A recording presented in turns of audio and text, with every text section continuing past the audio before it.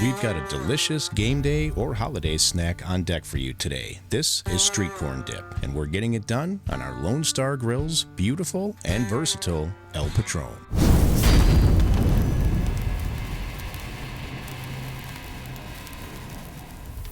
We'll be using our Lone Star Grill's El Patron model for today's recipe. Let's start by getting it all set up. El Patron can do both direct and indirect heat. Today, we'll be using indirect, and so we have our deflector plates in place. Our target temperature range for today will be 250 to 275 degrees Fahrenheit. Just light a medium-sized fire. We're using a mixture of oak and hickory today. Then get your vents dialed in until you lock in that temperature range. Now let's head inside for prep. Start by straining 2 cans or approximately 30 ounces of your favorite canned corn. Pour that into a mixing bowl on top of 2 blocks of softened cream cheese. Then add 8 ounces of pepper jack cheese, 1/3 cup of mayonnaise, a good-sized handful of rough chopped cilantro, the freshly squeezed juice from 1/2 lime, and a few shakes of our LSG South of the border. Mix this all up well and transfer to a well-oiled cast iron skillet or any baking dish of your choice. With El Patron all ready to go, all you need to do is get this on the grates, close the lid, and allow it to cook for about an hour to an hour and 15 minutes. You'll know it's hot, melty, and ready to serve when you see bubbling around the edges and good color. Then you can remove it from El Patron, finish it off with some Cotija cheese and a few shakes of Tajin. Give it just a few minutes to cool, then serve and enjoy. Now, if you've got questions on El Patron or any of our products, just give us a call or check out our links below.